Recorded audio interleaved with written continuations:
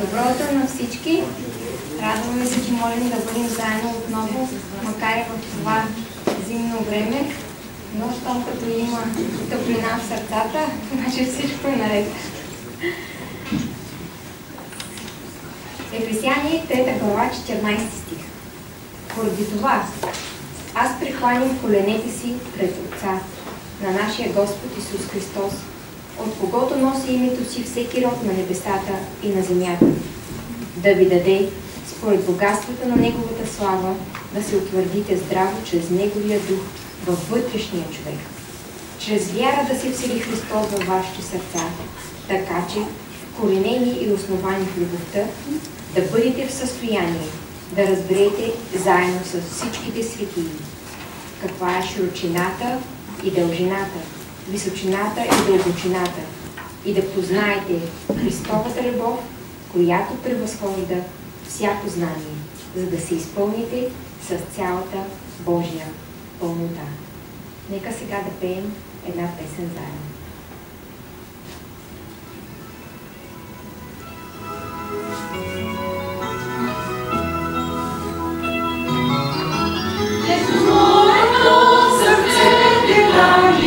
Господи Христе, ела, ела, със своя дух в мен, ето моето сърце те кани, Господи Христе, ела, ела, със своя дух в мен.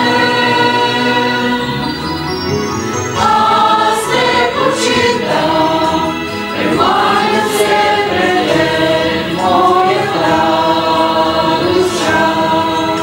Прекани днес ела, аз те почитам, прекланям се пред теб, моята душа.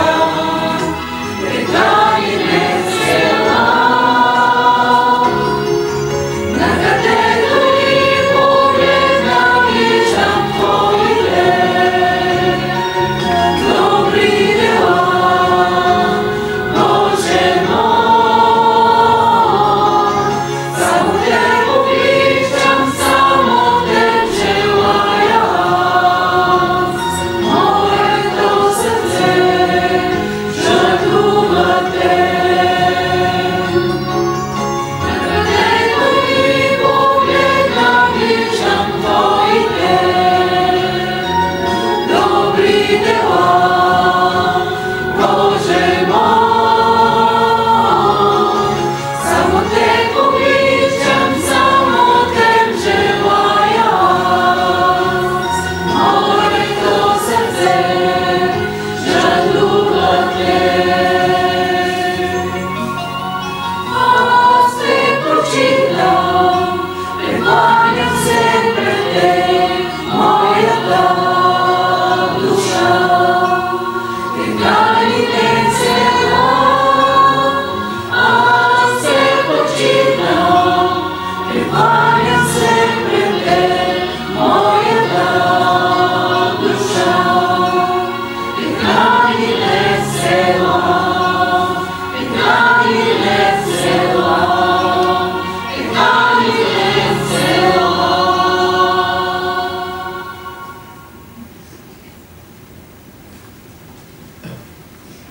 Изход 15:11. Кой е подобен на Теб, Господи, между боговете? Кой е подобен на Теб, славен в святост, страхопочитаем, че да Те възпяват, правещ чудеса? Нека да пеем на нашия Бог, който може единствено да върши чудеса. Йов каза: зная, че Ти можеш всичко и нито едно Твое намерение не може да бъде възпрепятствано. И това е така. Нека да пеем за нашия Бог, който може всичко.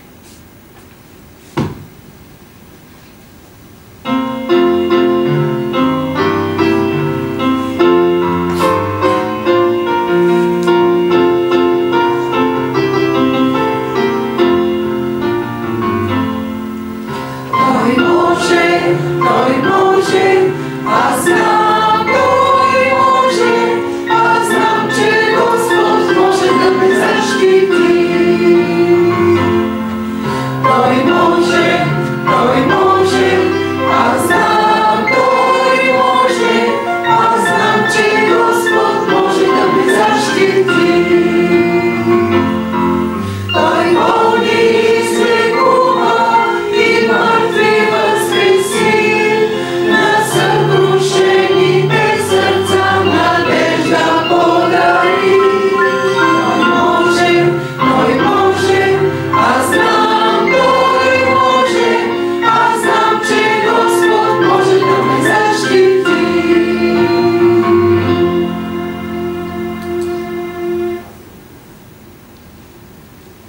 А сега ви моля да се изправим, да се помолим заедно, за да открием нашето богослужение.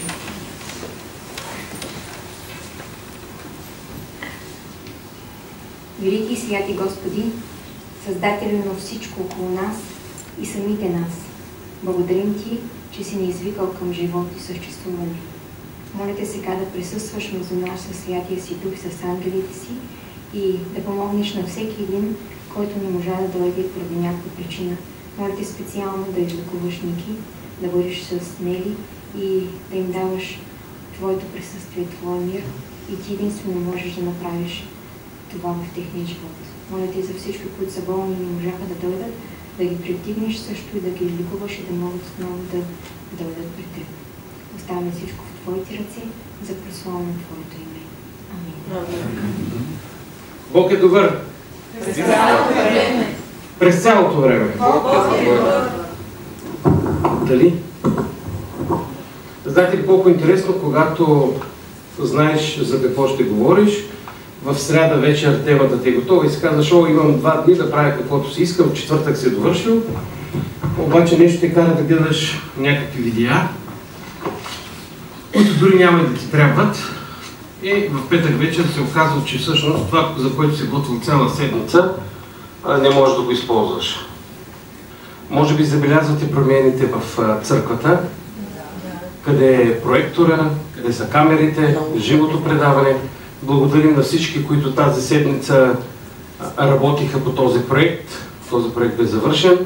Имат от мен двойна благодарност, защото не ме закачиха много да им помагам, да си свършиха работата сами. Разказвате историята за 2 села и може би вие знаете тази история. Хората в тези 2 села били в почти непрекъсната война. Живеели на брега на една река, разделял ги един мост и от едната страна на реката били хората от едното село, на другата страна били хората от другото село. Обаче хората от едната страна били много благословени, реколтата избоявала, била много богата, от другата страна не било толкова добре положението.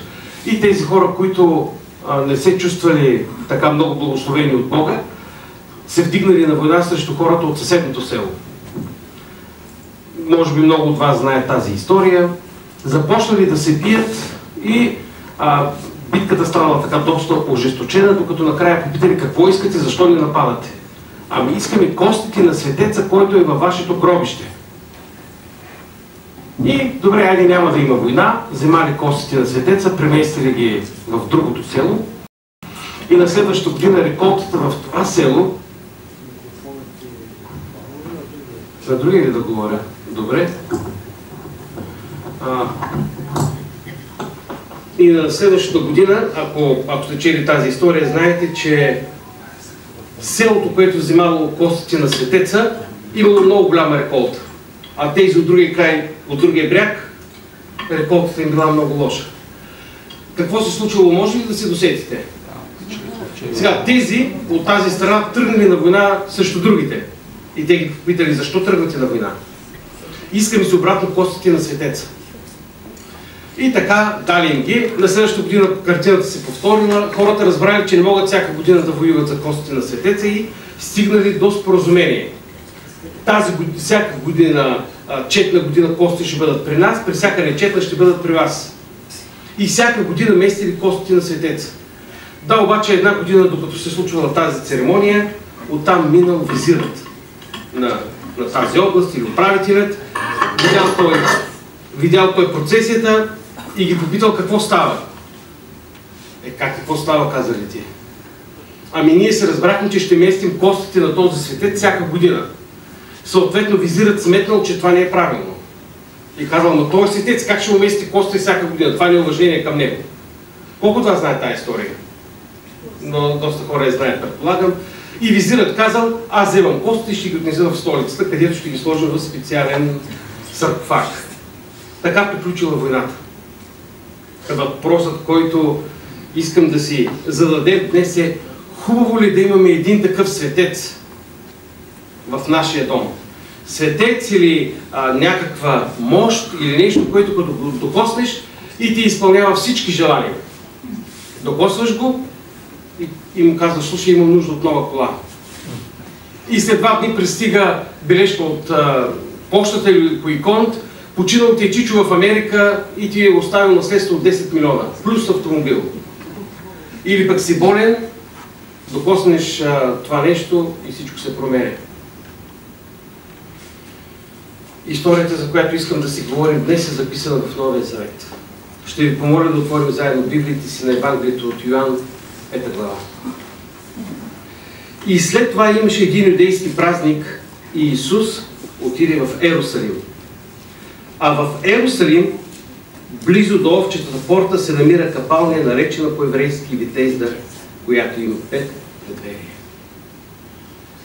Много интересно, че при археологическите разкопки днес тази капалня е намерена. Ние знаем, че там е имало поне 2 капални. Ако следите историята, ще разберете, че днес е много хубаво да си арабин, който живее в Ерусалим, защото цените на жилищата са много скъпи. Евреите искат да докажат, че те са живеели в Ерусалим. И на един арабин, който живее там, му е забранено да продаде къщата си смъртно наказание на някой друг, който не е арабин и не е мюсюлманин. Тоест, ако аз днес имам там имот и реша да го продам на някого, имотът, къщата, която имам, ще стигне може би над 2-3 или милиона долара. Говоря ви за цени, които са истински. Но не се продават на евреи, а се продават само на араби. Гледах тези археологически разкопки, показвах докъде е капалнята и показаха от тук нататък, от тази улица, вече започват арабските квартали. Искат да ги вземат, обаче не могат, за да почнат да копаят. Не им позволяват. Както и да е. 4 стих казва: в тази капалня лежели много болни, слепи, куци и парализирани, които чакали да се раздвижи водата. Защото от време на време ангел слизаше в капалнята и размътваше водата, а който пръв влизаше след раздвижването на водата, оздравяваше от каквато болест и да беше болен. Стих 4 и още от стих 3, но най-вече този 4 стих, който прочетох, е сложен в някои от библиите в скобички. Сложен ли с скоби в вашите библии? Това означава, че го няма в... така, нарочно чаках да кажете тази думи. Ние нямаме оригинална нито една новозаветна книга, имаме копия или манускрипти. Имаме Евангелие на Йоан, което е манускрипт, мисля, че номер 66, който е на не повече от 50 години от оригинала. Ако влезете в античността, ще видите, че това е нищожна разлика в годините оригинал-копия. Ако погледнете Илиада на Омир или някои от другите антични книги, ще видите, че там разликата в годините е стотици години. Ако погледнете, ще ви дам пример с Корана, най-ранното копие на Корана, което можем да намерим, е 250 години след смъртта на Мохамед. Най-така доброто или... но там не искам да влизам сега. 50 години е нищожна разлика между копия и оригинал в античността. Ние имаме почти запазен оригинал на Евангелието от Йоан. Там този стих го няма. Този стих 4 се появява в копия на Новия Завет, в манускрипти от 5 век. Тоест 400 години по-късно. И сега да обясня нещо преди да навлезе в текста. Тогава, в първи век, е имало нещо, което се нарича устна традиция или предание, когато хората са разказвали историите. Начинът на писане е бил малко по-различен от днес. Нямало е телефонни устройства, нямало е дори Гутенберговата преса, която ще дойде чак 15 век, ако не бъркам. И манускрипти и всичко се е пишело на ръка. За да има по-голяма производителност, е заставал този, който чете текста или го разказва. Забравих, че днес няма микрофон, трябва да стоя тук. И той диктува. И хората пишат това, което чуват. Заради това понякога в Новия Завет или в Стария Завет имаме грамотични грешки. Ние имаме 10 вида грешки, които са несъществени. Защото те пишат това, което чуват. Понякога върху манускрипта е било забранено да се пише. Между другото, ако вземете един от... Добре, няма да говоря за Корана днес. Ако имало грешка и те я хванат в чуването, се отбелязва лекичко и се дава отстрани на полето или отдолу, че има сбъркана буква. Еврейският е още по-труден, тук е на койне е било писано, защото в еврейският език няма гласни букви, които се пишат. Там се изговарят съгласни. Ще ви кажа защо малко по-късно, това е толкова важно. Та, преди манускрипт от 5 век е нямало този 4 стих го е нямало, но е имало вярване в Римската империя, за което ще ви разкажа след секунда. Та, например, аз отивам и искам да си поръчам копие на Новия Завет. Първо, това е много скъпо. Второ, отнема страшно много време. Днес вие може да си поръчате копие на Тората, на еврейски, ако искате. Струва около $50,000. Само на Тората. И отнема около година и нещо, за да ви го напишат. Тоест, ако вие искате да имате папирус на Тората, както е било в тези времена, за които се разказва историята, цената е около $50,000 и трябва да чакате около година и нещо, ако няма листа на чакащите. Това означава, че когато някой отиде някъде и иска да има история, която да разказва вкъщи на своите деца, той отива при писаря и му казва: запиши ми историята, когато Исус излекува някого в капалнята Витезда. И писарят вземе и му записва отделна част. Затова ние днес имаме доста много манускрипти, останали с части от Новия Завет, а не от цели истории. В смисъл, не цялото Евангелие. Вземаш манускрипта и проверяваш дали всички тези истории, които ги има записани, са еднакви. И виждаме, че са еднакви. Обаче хората вярвали, че като пуснат болни човек във водата, ще бъде излекуван. Тук се казва ангел. Разбираме, че човек, който го е писал, най-вероятно бил евреин или вярващ християнин. Откъде разбираме?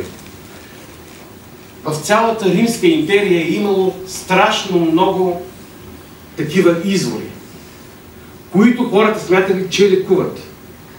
Най-вероятно това са били гейзери, от които изриква гореща вода, и всеки един от тях е бил наименуван на богиня. Сега богинята на здравето с дъри беше, ще ви излъжа. Всеки един от тях. Тоест, виждате ли как едно вярване на хората се е използвало в древността, за да подкрепи вярата в физическите богове. При евреите това го няма, но те все пак вярвали, че някакъв ангел, изпратен от Бога, идва и какво прави? Лекува хората. И това е първото, за което искам да си поговорим днес. За така наречените superstitions или... Моля? Суеверия. Суеверия. Благодаря. Днес, в 21 век, в Съединените американски щати се увеличава една религия. Главоломно. Айде погледайте коя е тя. Ще ви кажа, че не е християнството. Не е исляма. Исляма също се увеличава, да. Я да видим, Габи. Спиритуални, но не религиозни. Да. Или по-точно, ако трябва да го закръглим, вещерството. Вярата за това, че някакви извънземни сили, които обаче не са Бог, ще ти помогнат чрез някакви ритуали или действия, които вършат. Това е, което виждаме в тези стихове тук, в началото на главата. Някакъв гейзер изригва и той ще те излекува. Когато бях малък, имах брадавица, ли се казва на коляното? Брадавица. Брадавица. И майка ми реши да ми излекува. И ми закараха в едно село, не знам кое беше селото, при една жена. Бил съм малък, не си я спомням много добре, и тази жена казва, взема там някакви дръвчета, прави някакви кръстчета, после казва, трябва да плюеш 3 пъти назад, пък като излизаш там при някакви кокошки, трябва да отидем в някакъв курник, че майка ми тези клечки да ги забивала там и някакви такива неща, които аз не си ги спомням. Ще ви кажа как ми се махна брадавицата на крака. Не ми се махна от тази жена. После отидохме в болницата, знам, че всяка сутрин носеха течен азот, какво нещо носеха, намазаха ми и изчезна. Понякога ние в нашата безизходност се доверяваме на хора, на които не трябва да се доверяваме. Понякога си мислим, че в нашия живот ще действат сили, които ще ни помогнат. Обаче за тях стоят други сили. Павел Гоя разказваше една много интересна история. Знам, че всички от вас обичат Павел Гоя, и той разказваше историята за една жена, която била много болна, с жестока, или мъж, с жестока болка. Толкова голяма била болката, че имала портативен апарат с болкоуспокояващо. Морфин. Или не знам точно, но мисля, че е бил морфин. И винаги, когато изпитвала такава болка в гърба, в кръста, натискала това нещо, тръгва морфина и след малко болката спира. Да, обаче в техния град, това е в Румъния, вижте историята, която той разказва, дошъл известен лечител от изтока. Лекувал много хората. И тази жена се помолила, най-вероятно казала си: Господи, не издържам повече на болка. И знаете ли какво направила? Отишла там. Източният учител си сложил ръка върху нея, или там, както е правил церемонията, и болката изчезнала. Тя се прибрала вечерта в тях. Колко от вас чуха тази история, знаете? И знаете ли какво станало?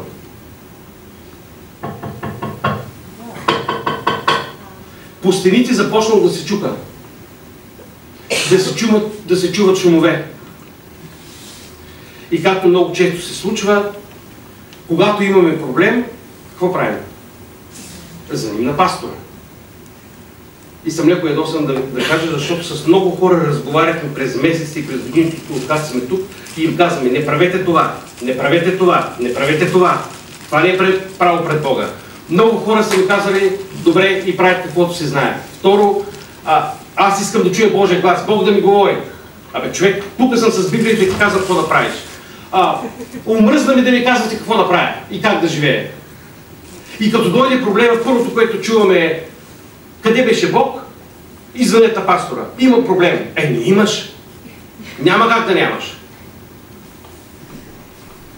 Така. Това беше минутка откровение. И какво направила тази жена? Звъннала на пастора.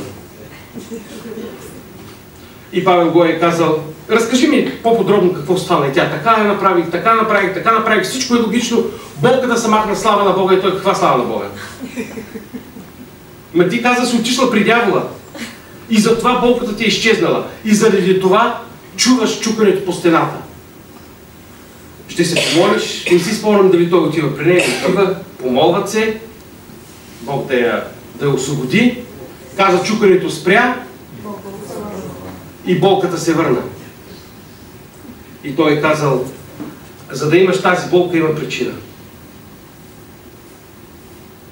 Може да кажеш, че съм много твърд, много жесток, но ние не сме на мирно поле. Аз сме в битка между добрите сили на доброто и на злото. И всеки един, който се определи на страната на Христос, става таргет. Нарочно използвам тази дума. Знаете ли какво значи таргет? Мишена. Слагате на гърба си едно такова червено кръгче и дявол започва да ви гони. Защото като християни сте се определили на Божията страна. И казвате: моят приятел и моят господар не си ти. Нещата, които се случват в света, аз не искам да ставам богат, не искам да ставам милионер, а искам да служа. Така както моят Христос служеше. И когато котката ти мине път, не се връщаш назад. Или когато минеш по триъгълника, или когато е 13-то число, не се притесняваш. Нали така? Или се сещам за много други суеверия, които идват. Но иска да продължа с тази история, защото тя е една от най-красивите в Новия Завет. И там имаше един човек болен от 38 години. От колко? От 38 години. И Исус, като го видя да лежи, означил от дълго време боледувал, му каза: искаше да оздравееш. Първото нещо, за което говорихме днес, е суеверията. За това, че хората вярват, че може да има нещо извън Бога, което да им помогне. Някакъв предмет, хората ходят до Божи гроб и се връщат и казват, аз съм хаджия. Познавам един човек, който дори се е кръстил там и казва, аз съм кръстен, значи съм вече така. Нещо повече. Защото съм се кръстил там в река Йордан. И второто нещо, което виждаме в този текст, не знам дали виждате, че този човек е там, в тази капалня. И болният му отговори в 7 стих, Господине, нямам човек да ме пусне в капалнята, но като се раздвижи водата, но докато дойде аз, друг слиза преди мен. Забележите колко е хубав и колко е добър Христос. Не го осъди заради суеверието, което има. Разбирате ли, не го осъди.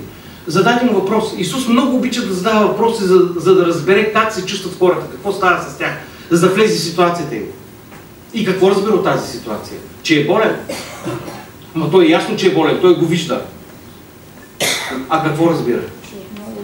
Че този човек, да, че от много време и че този човек е сам. Разбирате ли? Този човек е сам. Къде са близките му? Всички знаете еврейското вярване, че когато един човек е болен, тогава на времето, значи той е виновен за болестта си. Виновен е, защото се грешил. Защо ме се грешил? Да умира. Забележете, че той е изоставен от най-близките си. И това е второто, за което искам да говоря днес. Днес, там някъде, и има хора, които са изоставени дори от най-близките си. И те се нуждаят да се срещнат с Христос. А кой ще им занесе Христос?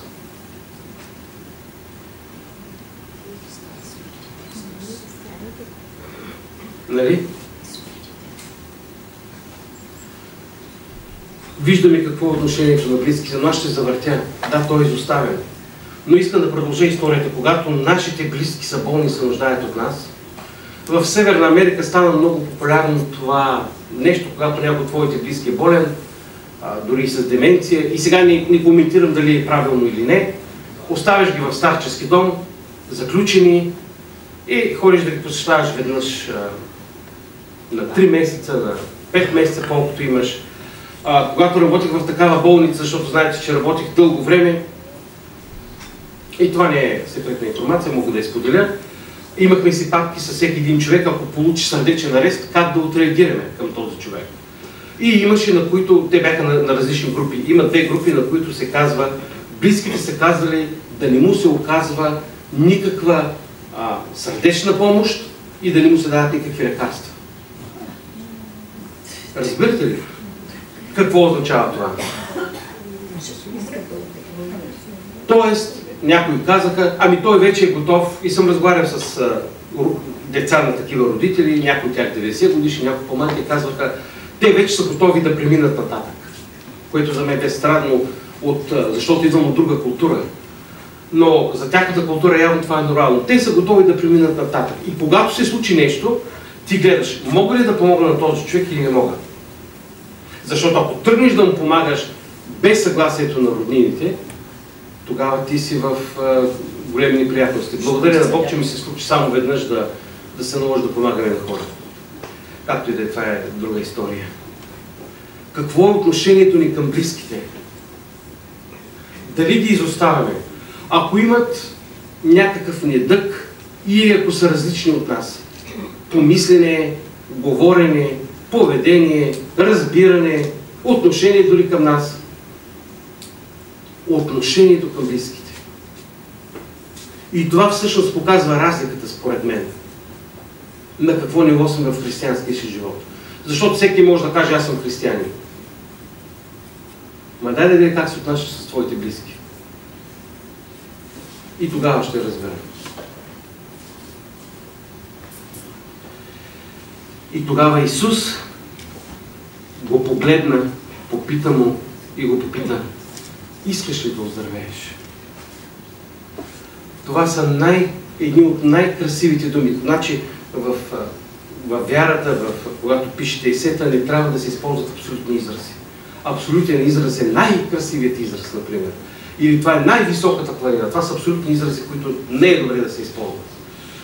Затова казвам, това е един от красивите описателни изрази в Новия свет. Въпросът, който задава Исус. искаш ли да оздравееш? Ако те попитам, или ако дойде и те попита, искаш ли да оздравееш? Какво искаш от мен? Това е въпросът. Какво искаш от мен? Христос е Бог в човешка плът. Може ли да му каже, стани и ходи? Може ли? Обаче е неправилно. Защото Той е създал хората с правото да избират. Да решат какво да правят с живота си. Защото в този момент този човек казва, да, искам. А ако беше казал, не искам, ви ще кажете, това е смешно, няма човек, който да каже, не искам. Ще споделя нещо. Понякога, когато съм болен, даже тук беше светлито един ден, за какво и се обадих и казвам ви, загубил съм едни документи, което за мен не е новост. Все губя някакви документи, уж и с брат Ники говорихме, уж ги прибирам някъде, пак после не знам къде съм ги прибрал и ходя, обикалям всичките стаи на къща да търся къде съм ги прибрал. Защото знам, че съм ги прибрал, за да не ги загубя. И се обаждам и ми казвам, помоли се. Абе, викам, аз Господ няма го занимавам с такива глупости. Сега къде съм си прибрал документите? Обаче търсиш 15 минути, половин час и те ги няма. Казвам, добре, ще се помоля. И ми помолвам се им просветва къде са. Между другото да ви кажа, че аз съм човека, който не се моли за себе си, когато съм болен. Ето казвам ви го. Просто казвам на Господ, ако искаш излекуваме, ако искаш не дей. Може да смятате, че е правилно или че е грешно, но когато имам настинка, не се моля за себе си. Смятам, че Бог знае какво ми е. И му казвам, ако искаш да ме прибереш, прибираме. Смисъл, тук вече ми е... Дой тук ми е дошло. Но забележете, Исус дава право на всеки един човек да избере. Разбирате ли? Искаш ли да бъдеш излекуван? Е въпросът. И нормално е да кажем, да, искам. И човекът започва да говори, да обяснява каква му е ситуацията. Абе той не отговаря на въпроса. Аз те питам, искаш ли да ти дам най-ценното, което можеш да получиш, здравето? И той започва да се обяснява. Ние сме много интересни хората. Идва някой и ти пита, имаш ли пари за хляб? И ти започваш да носиш вода от 9 до 10 кладенеца. Ами тя, чинайка ми беше от еди кое си село, па после замръднала в града, па после 20 години, ама чакайте човек, не те питам това. Но явно, че хората имат нужда да изкажат това, което е в сърцето им. Да се види какъв е проблема. И вижте какво прави Христос. Слуша го. Изчаква го. Да каже какво е на сърцето му. Какво най-много желае. И това е третото, за което говорим днес. Какво беше първото? Суеверията. Второто. Отношенията на близките към нас и нашето към тях. Третото. Колко е красив Христос, защото ни изслушва. И забележете. Когато имате да кажете нещо на Христос и имаме проблем, от тази история виждаме, че Той няма да ни прекъсне, защото бърза и защото няма време. Събота е. Защо Исус не е тази събота в синагогата? В Писанието се казва, всяка събота беше в храма или в синагогата. Празник е. По време на празник най-вероятно е бил Пасха, хората празнуват. А Той отишъл там в капалнята, където са болните. Защото Христос има време лично за тебе. Може да започнеш да му говориш от чинайка си. Има ли там? От лелята на леля ти. Как се казва? Няма такова. Чинка. Да, може да започнеш от чинка си. Може да започнеш от прабаба си. За да му обясниш каква е ситуацията в твоя живот. Вижте, Той има всичкото време на света за теб. Всичкото време. Страшното е, ако не отидеш да му кажеш. И какво казва? Стани, вдигни постелката си и ходи. И човекът веднага оздравя, вдигна постелката си и започна да ходи. А този ден беше събота.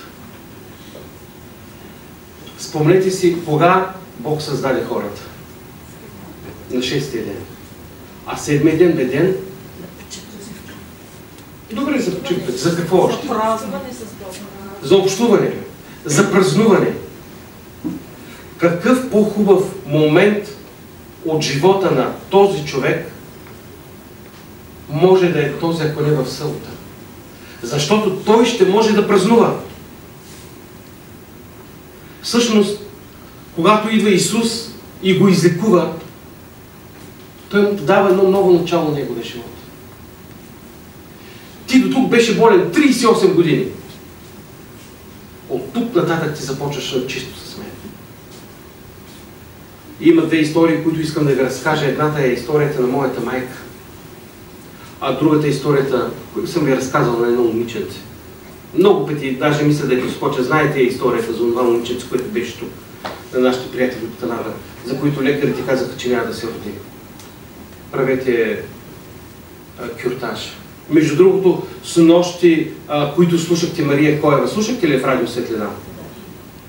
Да ви кажа ли една смешна история с Мария? С нощи случи в нашето семейство. Та Мария Коева говори и говори там за групите. Чухте ли едно име, между другото, които слушахте Мария Каракашева? Чухте ли името? Знаете ли коя е Мариана Каракашева? Как ви, Сашо? И аз само питам Мариана Колева, сега преди Каракашева, и питам: ти била ли си в тия групи, дето се събрали там за пророчествата? И милото Марианка Маша ми каза: не съм била. И 5 секунди Мария Коева само каза: и ние вика с Мариана Каракашева. И аз казвам: така ли? Викам: не уж ли си била, пак тя да спомена с жената. Ама не ви казвам, бях в друга група. Там не знам каква група са били. Не е вярно, него ден точно не бяхме, след това бяхме. Да, него ден точно не била, но следващия ден била. Както и не, това беше едно леко отклонение. Та Мария Коева, защо ви изкарах и нейните спомните ли си какво казали докторите за нея? След голямото кръвотечение, което имала майка й. Няма да се роди изобщо. А тя вече е на 50 и няколко години. И Бог е използвал за да доведе и баща й, и майка й, и теди. И това, което искам да ви кажа, че когато говори Христос, тогава на този човек, той не е спрял да говори днес. И ако Исус реши, може да излекува всеки един от нас. Знаете, че аз също имам едно заболяване, за което не говоря много често, и понякога имам много лоши дни. Да, вие знаете, че аз не съм моля да бъда излекуван. Но благодаря на Бог за това, че всяка сутрин ме събужда. Имаше период от моя живот, когато всяка сутрин ходих до болница. Ще да говоря за майка, не говоря за мен. Да ми вземат кръв, дори не ходиха 2 дни. И на едно такова лик, че се записах резултатите. И като си видя резултатите, бях толкова депресиран хора, че в един момент казах: спирам да ги пиша, не ме интересува. Даже не се интересувах колко беше. Имах случаи, когато ми приливаха кръв, дали по 2 пъти на ден беше, не мога да спомня, плазма. И сега имам някакъв стабилитет и благодаря на Бог за това. И не му се моля да ме излекува въобще. Нали мога да се движа, това ми е достатъчно. Обаче не бе така с моята майка. И знаете ли колко много съм се молил? И съм се молил. И съм се молил. Дай ми я, остави ми я. И накрая му казах, като видях колко много се мъчи, тя се отиде от рак. Бях на 20 и няколко години. Брат ми беше 11 клас. А бях на 16 години, когато почина баща ми. Баща ми бе на 44. Брат ми бе още по-малко. 1-2 клас, не знам, ще излъжа, може би 3 да е бил. Брат ми не си спомня лицето на моя баща. Но си спомня лицето на майка ми. И толкова много се молех. Остави ми я, остави ми я. И в един момент, като видях колко много се мъчи с тая болка, му казах: добре, само да бъде спасена. Само да бъде спасена. И когато тя се отиде, искам да ви кажа, това не съм ви го споделил, болката беше огромна. Толкова голяма болка, че когато вечер си лягах, Не, че лесно заспивах. Тук нещо късаше гърдите ми. Това бяха месеци и години от моя живот. Докато намерих един библейски текст, аз не смятах да говоря за него, където се казва и Яков вдигна очите си, видя Рахил, какво стана. Знаете ли този текст? Да. И се утеши от смъртта на майка си. Това е текст, който буквално се случи в моя живот. Тогава исках да взема колата, да отида. Имах някакви такива съвсем мисли. Ходех много брадат, понякога се опръсвах, отивах на църква и виках: "О, здравей", аз викам, върнах се. Върнах се, ама до следващата депресия. Изпадах в много депресивни състояния, защото най-ценното, което имах в моя живот тогава, бе моята майка. И я загубих. И смятам, че ако сте загубили близък, знаете за какво говоря. И благодаря на Бога, че ми даде уверението, че един ден ще се видя с нея. И това е най-важното за мен. След това животът минава. Знаете ли, че понякога сънувам, и не съм го споделял това, сънувам на леглото, на което беше в нашия апартамент, и знаете ли, че я излекувам в сънята си. Излекувам, намирам лекарство и излекувам. Минаха вече, може би, 20 години. И съжалявам, че бях толкова откровен. Може би не трябваше, но болката бе голяма. Ревях, ама не със сълзи, а от болка, по-скоро както едно животно вие. И тогава Исус отива и му казва: "Стани, вдигни постелката си и ходи." И човекът веднага оздравя. Вдигна постелката си и започна да ходи. Защото няма никой друг на тази земя, който може да излекува физическата и духовната ни болка. Но само Христос. И след това, естествено, евреите стават, започват да го обвиняват. И тук има едно неразбиране по въпроса. Защо го обвиняват? Защото го излекува в събота ли? Всъщност това, което четох и разбрах от теолози, не е точно така. Има един закон при евреите, който се нарича закон за живота и така нататък. Той е записан малко по-късно и се казва, че на човек, който е в нужда, може да се помогне. Но имат 39 правила какво не трябва да се прави в събота. И едно от нещата, което нямаш право да правиш, е да вдигнеш постелката, на която спиш, и да тръгнеш да вървиш. И теолозите, които слушат, те са, някои от тях са евреи, говорят за това, че големият проблем тук е не, че Христос е излекувал човека в събота, а че го е накарал да извърши работа, да наруши. Забележете, Христос не нарушава Божия закон. Когато имаме близък, който е в нужда в събота, ще му помогнем ли? Ами естествено, че ще му помогнем. И това не е нарушаване на Божия закон. Ще отидем колкото се е необходимо надалеко, за да му помогнем. Но това, което той нарушава, според тях, е човешкият закон. Това, което те си измислили като правила. Това не можеш да правиш. Това не можеш. Това не можеш. Това не можеш. А какво може? Исус им отговори: "Отец ми работи до сега", прескачам няколко стихове, и аз работя. Затова юдеите искаха още повече да го убият, защото не само нарушаваше съботата, как нарушава съботата, като вдига постелката, но и правеше Бога свой отец и така правеше себе си равен на Бога. Сега ще чуем едно музикално произведение, след което ще се върнем към тези мисли.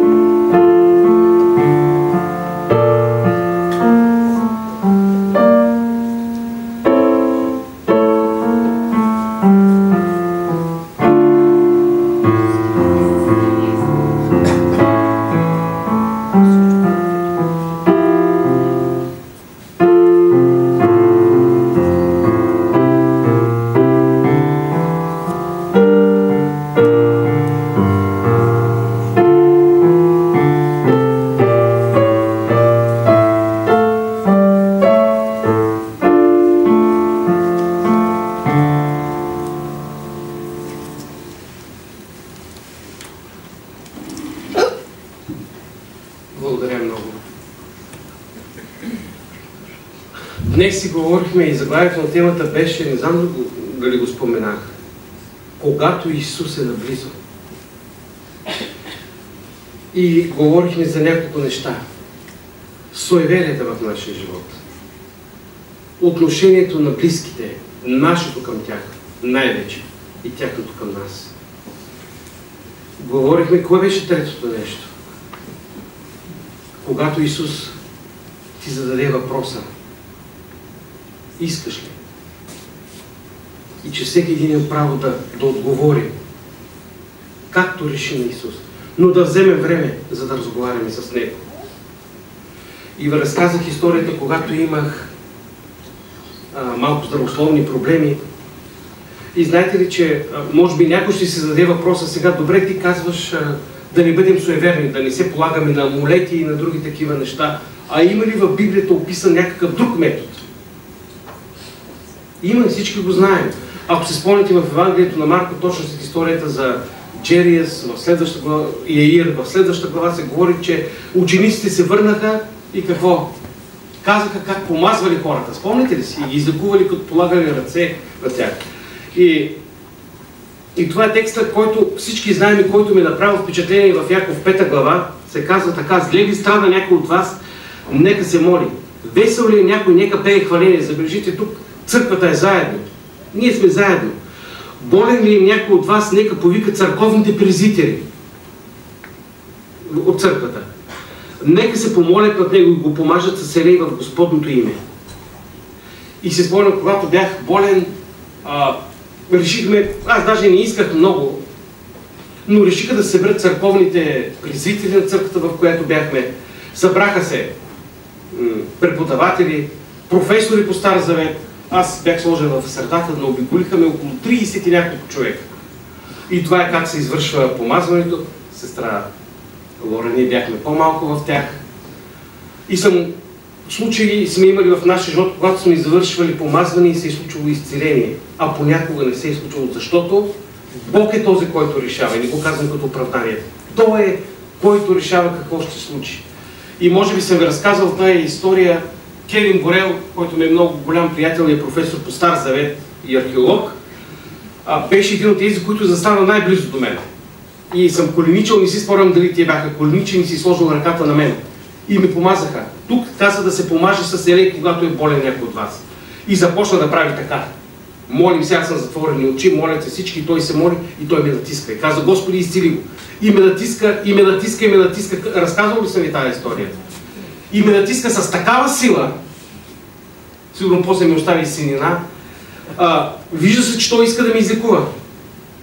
Разбирате ли, ако зависеше от Кевин Борел, професор в университета по теология, той ще да ми излекува. Има хора дошли от около 180-200 км на това помазване, които вярваха, че Бог ще ме излекува.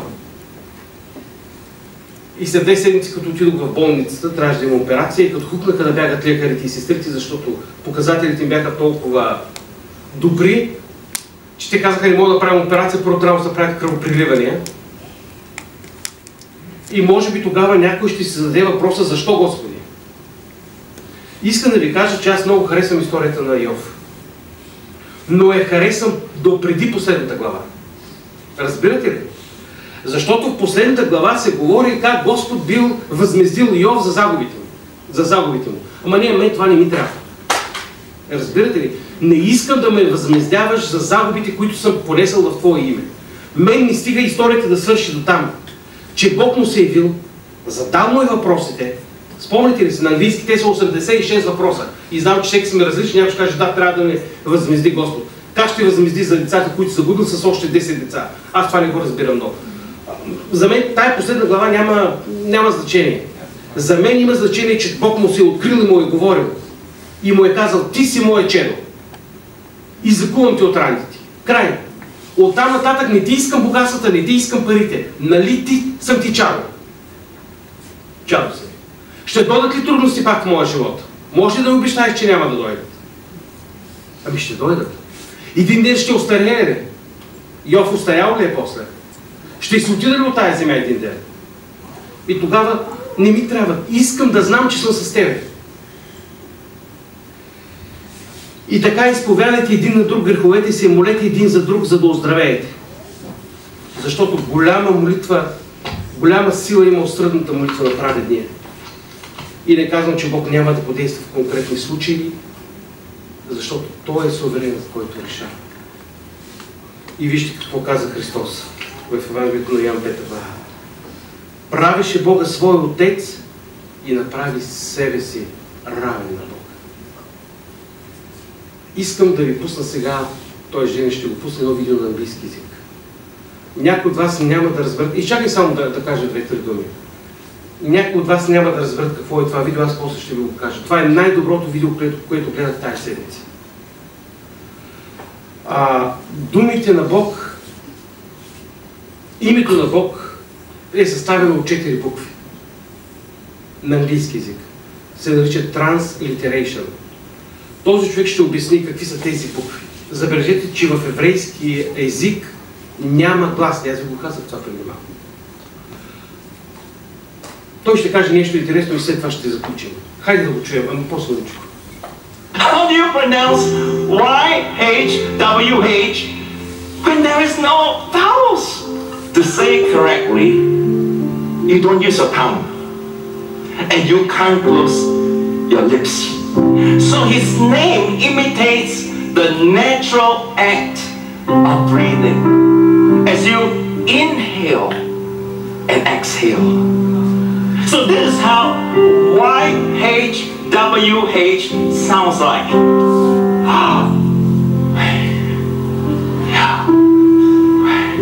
Can you imagine the first word you have ever spoken and the last word you will ever speak in this life, the last breath you will take on your deathbed, will be the name of God. How do you pronounce YH? Разбрах, че тези, които знаят английски език, се усмихнаха. Ще ви питам, хареса ли ви го? Сега ще ви го преведа. Защото името на Бог в Стария Завет е Яве. И какво каза този човек? Ще питам да го преведа. Как ще кажеш гласна на еврейски език, която е няма в името? И казва, когато вдишаш и когато издишаш. Когато вдишаш и когато издишаш. И той казва така.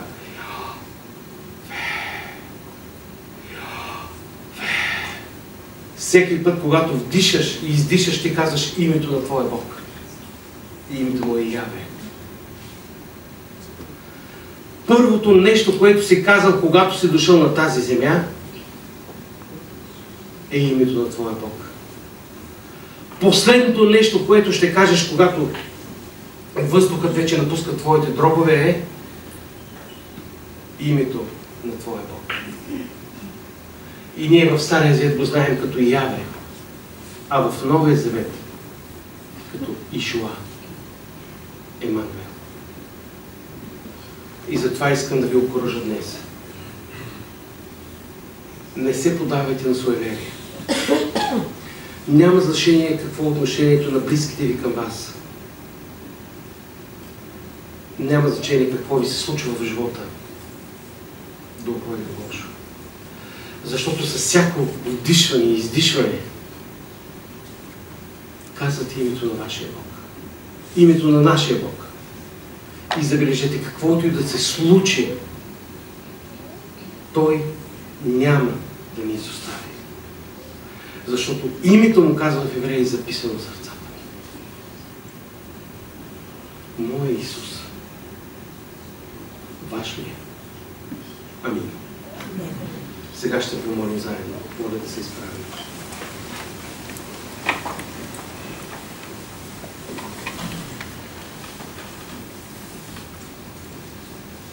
Святи Татко, застанали отново пред Теб, Ти благодарим за Твоята любов и доброта, Татко, за Твоята милост, за всичко, което правиш за нас ежедневно. Ние минаваме през много трудности и трудни моменти в нашия живот. Не можем да ги преминем сами, Татко. И Те молим да се намесиш в нашия живот и да ни помогнеш. Има хора от нас, които са болни и се нуждаят от Твоята намеса и Те молим за тях. Специално за Ники, Татко. Молим Те и за другите болни Ти знаеш и за Павката, и за другите хора, които са за Гинка на Павел Канев. Толкова за Биляна, толкова много хора, които страдат и се нуждаят за молби си. Но знаем, Татко, че ти си верен. И те моля, Татко, да се намесиш според Твоята добра воля във всеки един от тези случаи. Да бъде Твоята воля, Татко, както на небето, така и на земята. В името на Исус. Амин. Сега ще пеем посочената песен.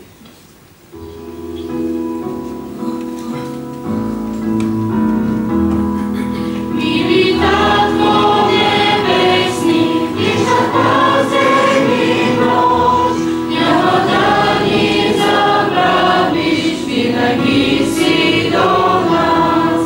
Волята ти да дойде на небе и земя, царството ти да дойде и в нашите сърца.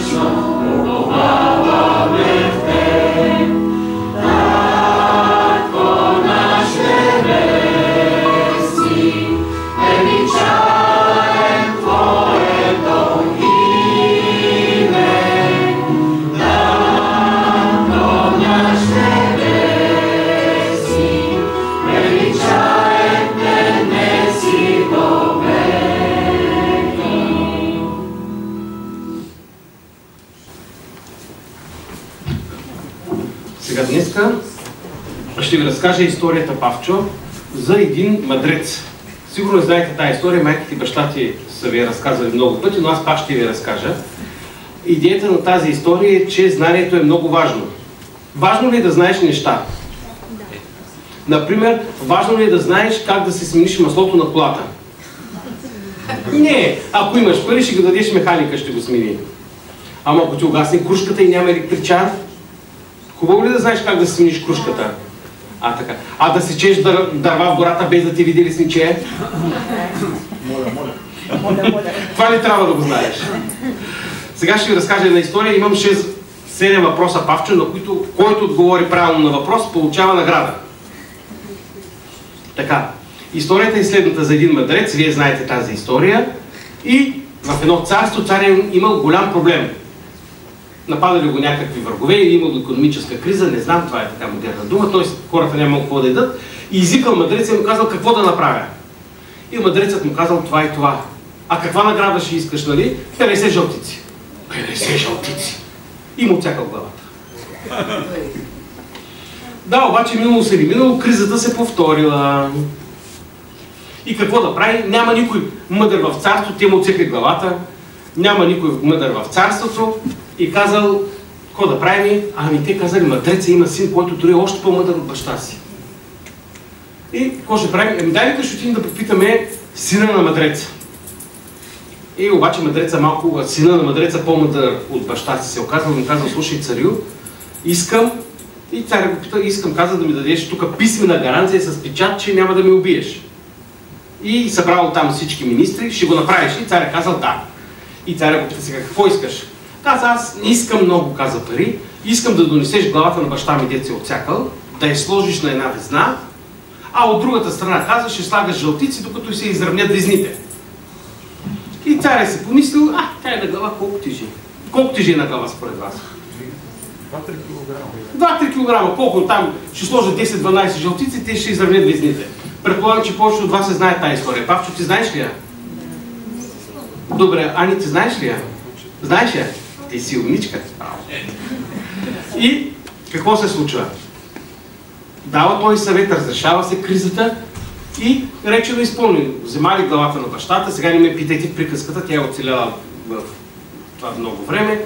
Може да бил мунифициран този мъдрец, слагат главата на едната везна и почват да слагат жълтици. И сипали 10-15 жълтици и какво станало? Изравнили се везните. Ама човека бил мъдрец, знаете ли какво казал? Сещаш ли се, Алекс, какво е казал? Каза, ама не така, царю. И какво не така? Отворете му, каза, очите. Вземали 2 клечки, отворили му очите и започнали да слагат злато. Сипали една кошница, 2 кошници, 3 кошници, не се изравняват тия везни. Главата на отсечения мъдрец, дето му били отворени очите, не се изравняват. Дали половината злато от царство, дали всичкото злато, което имали, не се изравняват. И тогава царят попитал, защо така? Ами защото казва, докато очите на човек са отворени, са толкова жадни, че с нищо не можеш да ги задоволиш. Поуката след малко ще ви кажа от Библията, обаче сега ще ви задам няколко въпроса. 7 въпроса, ама аз имам 6 бомбона, така че започвам. Обаче грешката, ако някой допусне грешка, той ще ми дава награда. Започвам с първия въпрос, който е много лесен. Ако не знаете, няма да казвате. Коя е столицата на Канада? Оттава. Оттава. Браво, Габи позна. Каза, че имам награди. Добре. Внимателно сега, Павчо, сложен въпрос за тебе. Коя е столицата? Ако сбъркаш, ще се карат вкъщи. На България. София. Не се обаждай ти, бе. Ти имаш да даваш награда. София, браво, позна. Ама аз познах първи. Ти няма да се обаждаш вече. Сега, внимателно, това е въпрос за големите към Алекс и към малкия Иванчо. Как се наричат животните, които ядат едновременно и месо, и зеленчуци? Сядни. Кой каза? Ани, какво каза? Алекс, ти не се обаждаш вече. Казвам сядни. Сиядни, Ани, право. А Ванко каза ли? Така. Добре. Сега, Алекс, към тебе, Габи, ти няма да се обаждаш. И Павчо може да отговаря. Кой е създателят на славянската писменост? Абе, каза, ти не се обаждаш. Ще изключа. Алекс, кой е? Кирил Методий, браво, и ти познаваш. Така, има още, естествено. Така, айде да видим сега. Искате ли въпроса с повишена трудност? След на кой е? За всички. Нарочно написах кой, а не кои. Така. В коя година, айде да ме видя сега, дет много знаете. В коя година потъва Титаник? 14. Кой каза 12? Банко.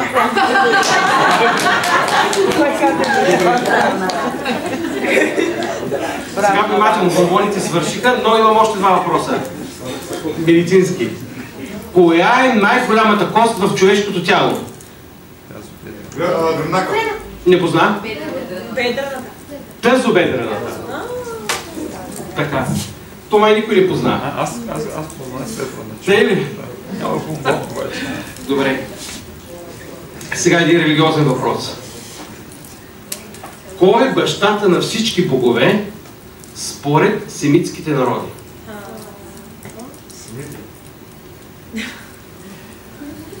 Адиде?